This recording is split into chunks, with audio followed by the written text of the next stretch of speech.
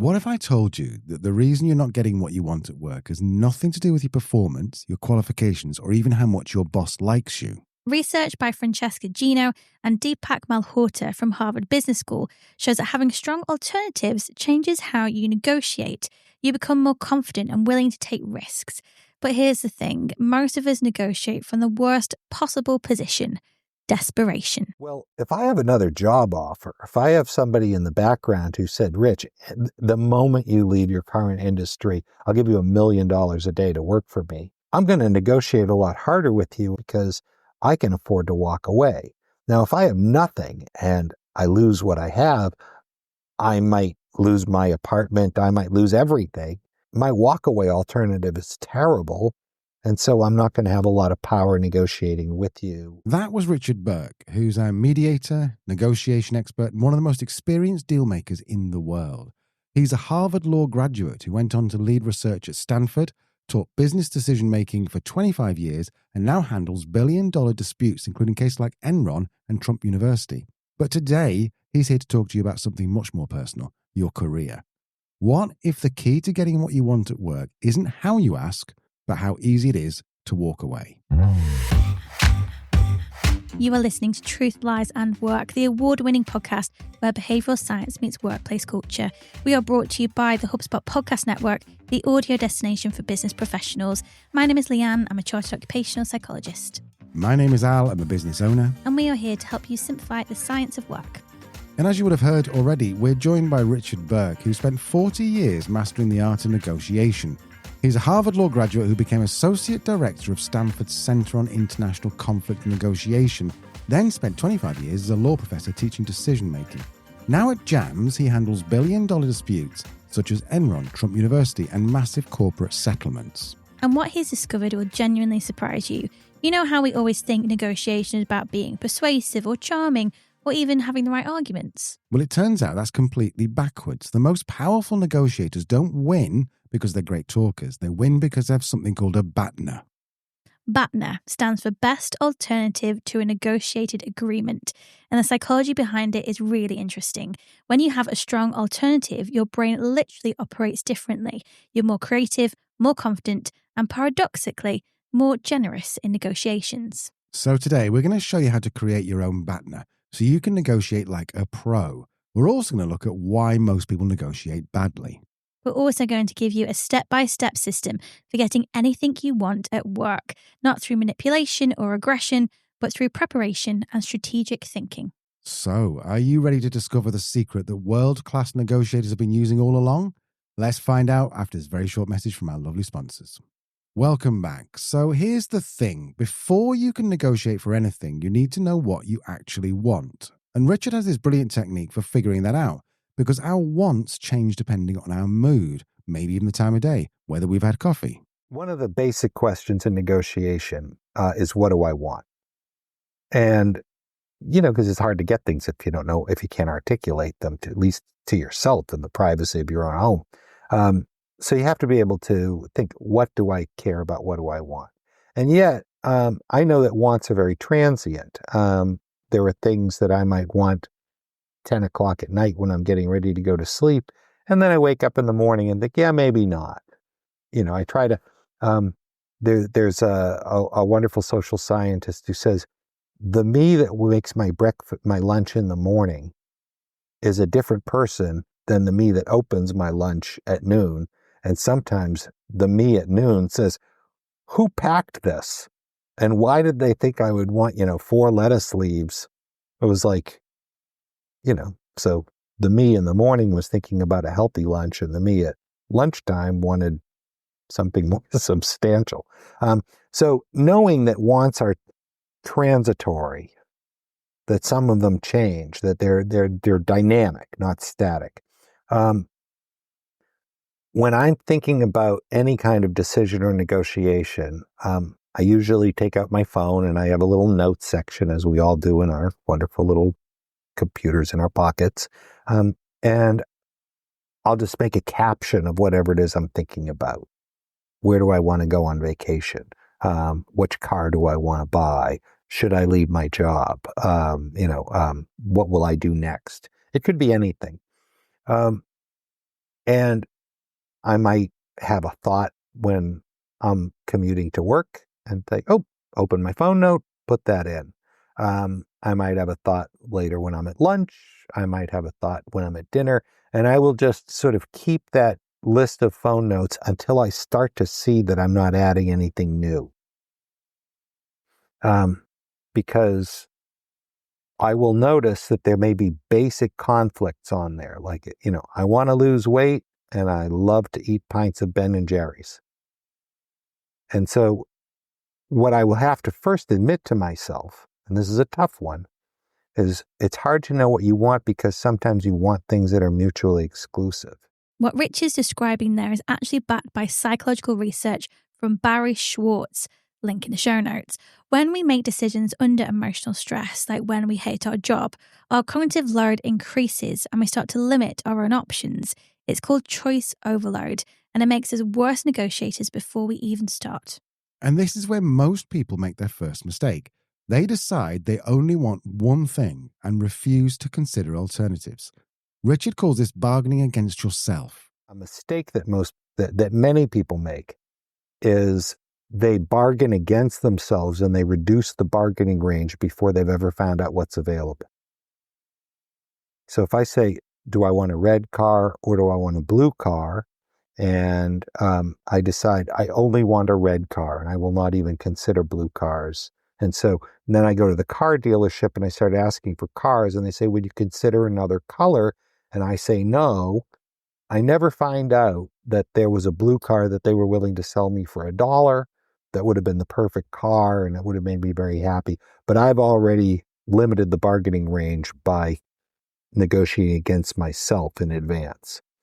So when I am taking those phone notes, when I'm writing things in there, I expect that there will be contradictions because I know, like Walt Whitman said, I am large, I contain multitudes.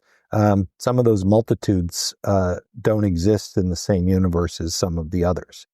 I want to lay in bed all day. I want to go get exercise. So once I start to see that the notes are kind of coming to an end, I can tell that, I've tried that. Well, I'm going to take a note when I'm hungry. I'll take a note when I'm full. I'll take one when I'm tired. I'll take one when I've just had a cup of coffee. When I start to see that nothing new is happening, then I can look at those notes and I can start to prioritize. What are the main themes that I'm seeing? And I try to look at it as an objective third party. So that's the first problem.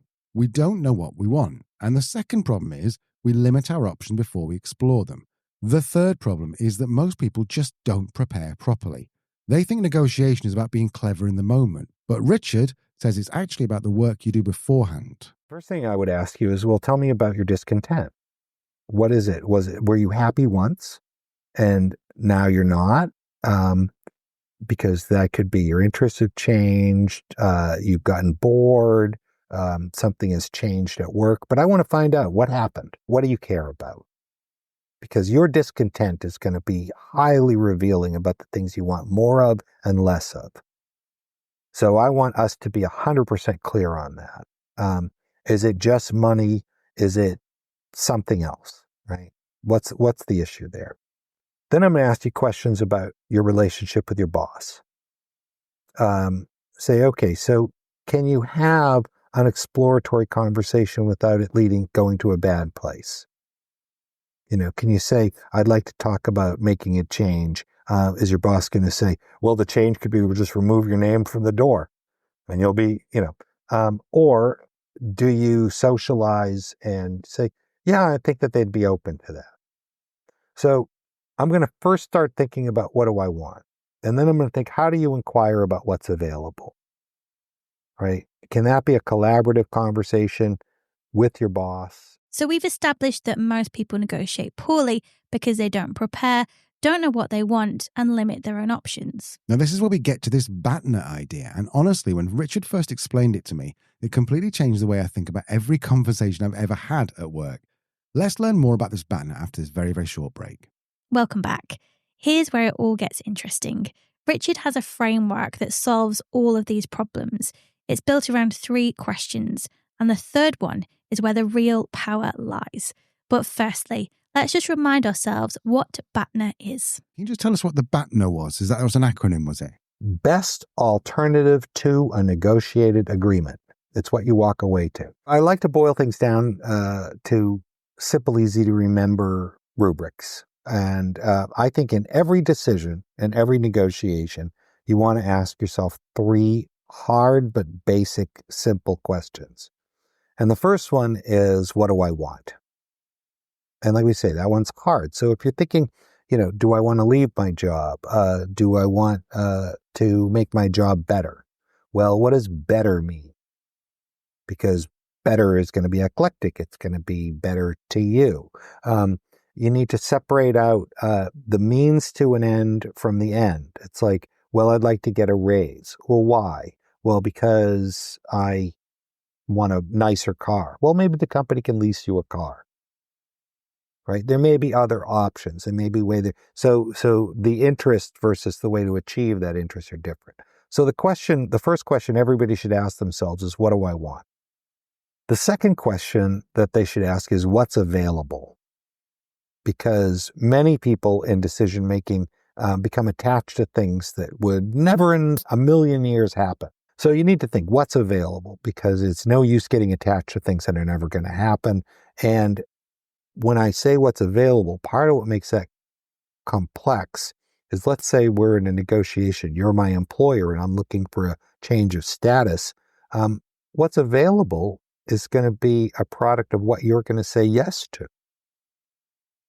So that second question is a question that requires exploration of a world outside of you. So if you're interacting with others, I'd like to get a job as a movie star. Okay, is that available? Have you explored that? How realistic is that? And the third question is, well, what happens if there's no deal? In other words, how well does the status quo serve my interests? That third question, what happens if there's no deal? That's your BATNA. And the psychology here is brilliant. Research by Adam Galinsky at Columbia Business School shows that people who have strong alternatives feel more confident, take more risks, and achieve better outcomes in negotiations. It's not just strategy, it's neurological. So let's go back to Richard explaining how he used a BATNA when he was negotiating for his current position at JAMS. In the negotiation literature, the best-selling book in our field of all time is Getting to Yes. The authors talked about something called the best alternative to a negotiated agreement, and they created the acronym BATNA. What's my BATNA? For folks around the world, they can just think, what do I walk away to if the deal falls apart? Now, the better your BATNA, the more power you have at the negotiation table. When I was negotiating with JAMS about, am I going to join, I was a tenured law professor. I didn't have to take a deal in order to keep feeding my family or enjoying what I was doing. So I had a really good walk away, and I brought that right to the table and said, look, it's going to be hard for you to persuade me to leave because I kind of like where I am. But I'm open to listening. And of course, they succeeded, and here I am. So if I'm sitting down with you and you're my employer and I say, Al, I want to be wearing the headphones and doing the interviews sometimes. And you say, well, maybe I don't think you're quite, I make it look easy because I'm a pro. But, there may be some things that you could develop and we could think about that. Well, how hard am I going to bargain with you? If I'm going to say, no, if I don't get a podcast in a week, I'm out of here. Well, if I have another job offer, if I have somebody in the background who said, Rich, the moment you leave your current industry, I'll give you $1 million a day to work for me. I'm going to negotiate a lot harder with you about how soon I'm going to get a podcast because I can afford to walk away. Now, if I have nothing, and if I say, gosh, if I jeopardize my relationship with Al and I lose what I have, I might lose my apartment, I might lose everything. My walkaway alternative is terrible, and so I'm not going to have a lot of power negotiating with you about a change in duties. So one of the first things a savvy negotiator will do before they sit down at the table to think about what's available is they will make their walk away better. It's kind of like if you're negotiating for a new car and your car is broken, maybe you want to see if maybe a little small fix to your car is available, because when you're negotiating with the car dealer, if you have a car that doesn't work, the dealer's gonna have the upper hand. If you have a car that you can at least drive for a little while, you bought yourself some time. And so some of what might need to happen is before you sit down and negotiate with your boss about different terms, you might want to ask, well, what happens if the negotiation goes south? And can I prepare better? Can I have a better walkaway alternative? That's going to make a huge difference in the negotiation. I love that car analogy because it shows how your BATNA isn't just about having options, it's about your psychological state. When you know you can walk away, you literally negotiate differently. Your posture changes, your voice changes, your confidence changes. So it's not about being manipulative or aggressive. It's just about being prepared. For example, you should never go into a client pitch without knowing exactly what you'll do if they say no. It's going to make you much more relaxed, which makes you better at the actual conversation because you can concentrate on what people are saying. Now, to be fair, this does raise an interesting question. Imagine you're negotiating for a raise at work. If having a strong BATNA gives you power, should you go out and get job offers just to use as leverage?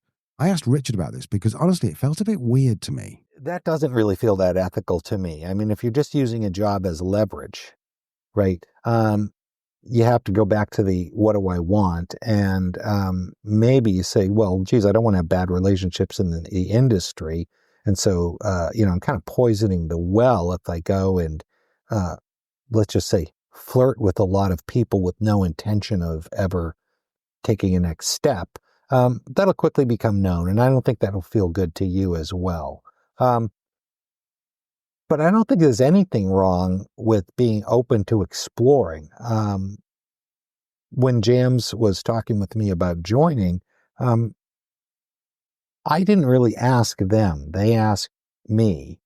And so, I guess I was in a little bit of a privileged position that way. Had I really desperately wanted out of my job, it might have looked a little bit different.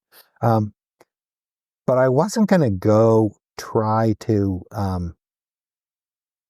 get another offer that I wasn't going to accept just as leverage on my own job, because then I have to turn back to that person and say, thanks for the job offer, but no.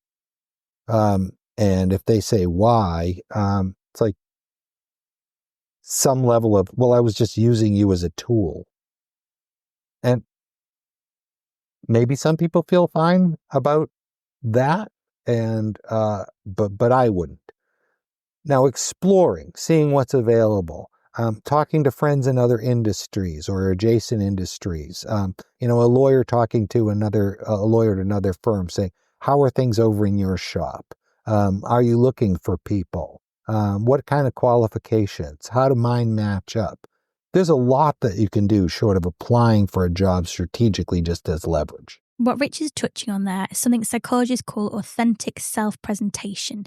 Basically, being genuine about your interests rather than playing games.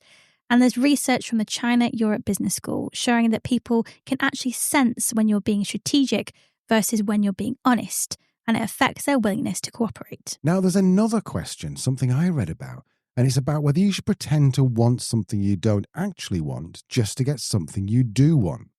Richard's got some quite strong views on this. I read somewhere, I think it was in Bo Burlingham's book, that there was an entrepreneur and he used to negotiate very hard on when he was buying real estate on certain terms, like the price, for example. He negotiated really hard on the price, knowing that actually what he wanted was more square footage or something, or he wanted something else. So he sort of like negotiated really hard on the price and then went, all right, tell you what, I'll go to your price, but you have to throw this in.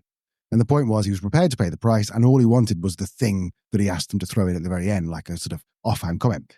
Is that just a nice story? Is there a lesson there perhaps for someone who is doing a bit of negotiating at work? Yeah, and I don't know that I agree with that lesson entirely, because we categorize that as strategic misrepresentation of interests. Be careful what you ask for, because the other side might say yes. If in the real estate negotiation, somebody just, exceeds to the price. Well, now all of a sudden you say, oh, but I really want square footage. Well, so you're either saying, okay, so you want everything, you wanted the best price and you want more square footage, or you were lying to me about price and you only care about square footage. Now all of a sudden the deal is in a whole new place. And the negotiation, the party on the other side might say, I'm not really sure I want to work with you. So if we're talking about employment and you're talking about a continuing relationship with an employer, that's strategic misrepresentation of interest, like asking for a job duty you don't want because, you think that it'll go to somebody else and then they'll owe you a favor because they said no. That could be a big problem. But now I have reason not to trust you or anything you say because I know you're asking for things you don't want and you're not bargaining in good faith. And in an employment context, that could be terrible. But at least if you go forward, you talk about your interests as opposed to the positions. And the same is true with your employer. To say, I want more responsibility. I want more money over time. I want to feel excited about my job. I want to, maybe you can point at somebody in the organization and say, I eventually want to be them when they retire. So if you talk about your interests, as opposed to turning them into concrete positions, there may be many ways to achieve your interests that the other person knows about, and they could start to reveal, well, we're thinking about starting a new project, and we weren't sure who was going to do that. We were thinking about expanding this division or opening a new, branch over here, and maybe would you be interested in some of those things? And now you're in a nice dynamic conversation. Whereas if you say, if I don't get $10,000 more a year by Friday, I quit. Well, you better have a really good BATNA if you're going to negotiate that hard. So we've established you need to be honest about what you want and ethical about how you build your BATNA. But Richard also has this brilliant technique for figuring out what career move you should make in the first place. It's all about role models. Now, this comes from Richard's own story of leaving the DA's office to become a professor. He had this moment where he realized he needed to find someone in his field who was actually happy. I would encourage anybody who is first, honor the feelings that you're having, but don't take a transient moment as reality. It's just a reality in that moment. So it wasn't like I had one day where I thought, oh, I don't feel like getting up and going to work.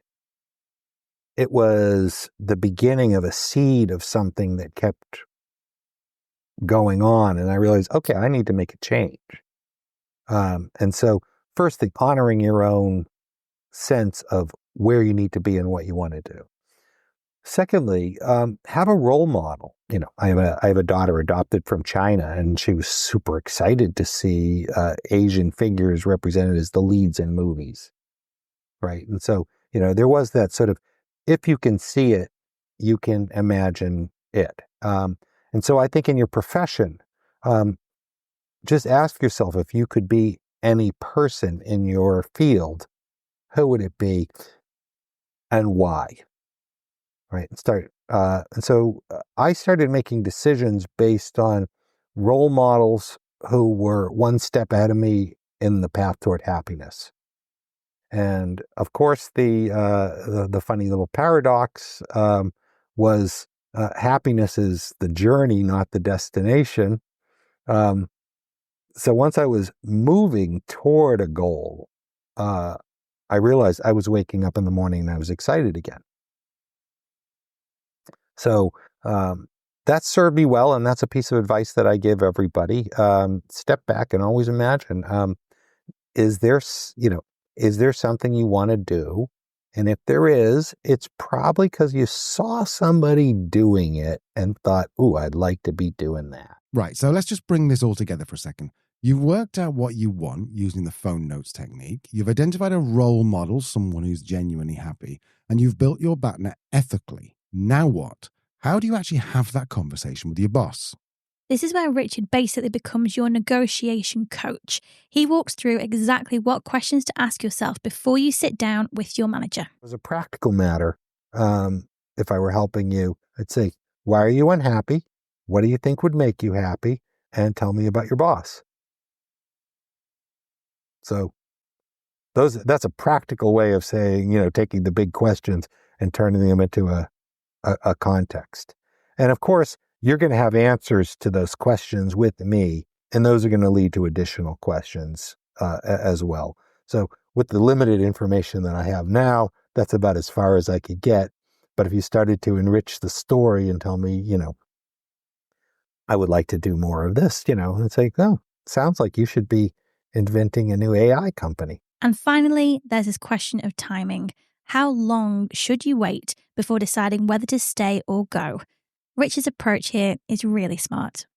I love this idea of finding out the person who is happiest in your industry. I'd never thought of it that way. However, let me ask you, everyone has bad days at work, and lots of people have bad weeks at work, and some people are unfortunate to have bad months at work. So how long are we leaving it before we start going, this really isn't for me? I'm going to think that more proportionally. If you've been in a job for 15 years and, let's just say you're, a law professor and there's a change in who's the dean. And all of a sudden the dean doesn't support your program quite the way the prior dean did.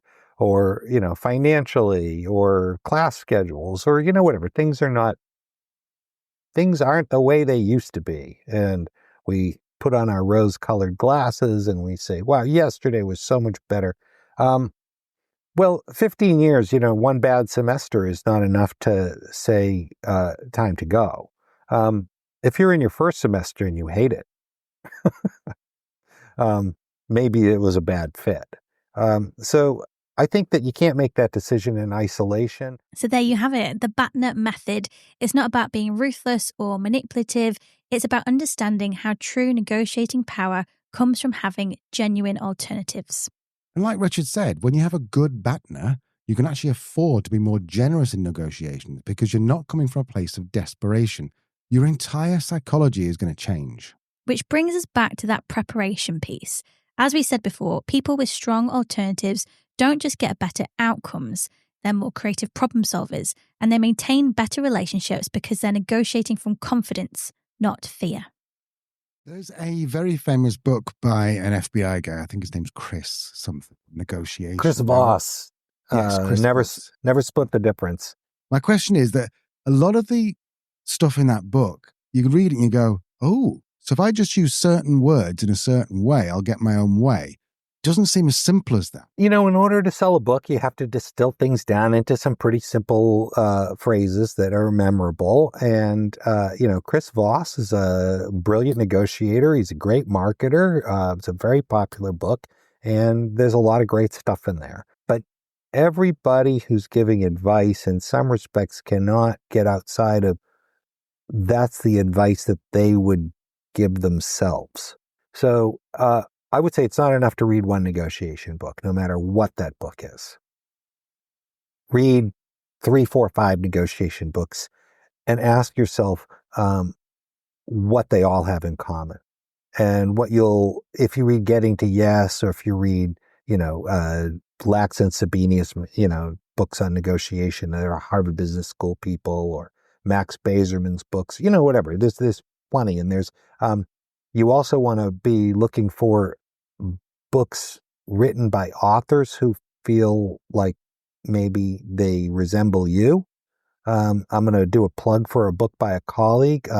Damali Peterman just wrote a book called Negotiating While Black, and it's how to be who you are to get what you want, right? And so, maybe if you're thinking, maybe you're a young African-American female and you're saying, oh, I'm reading 5 negotiation books by 65-year-old white guys. I just don't necessarily see myself in these conversations. Just be aware that there's a much bigger literature out there, and you can find people who kind of speak to you. Now, one of the things that they're all going to say is prepare, prepare, prepare. Right? So Chris Voss was not just sort of oh, it's a hostage situation. Let me pick up the phone. I mean, he was asking questions about like, who is this person? What is this situation? Right. So the amount of preparation that, you're going to find that to be common. Whenever you see hard and fast rules, I have a knee-jerk negative reaction. Never split the difference. Actually, sometimes splitting the difference is really the most efficient, simple, best way. And I do that with friends when we go to lunch all the time. So never split the difference. It's like avoid knee-jerk splitting the difference. I would say to, buy Chris Voss's book, wherever you are, Chris.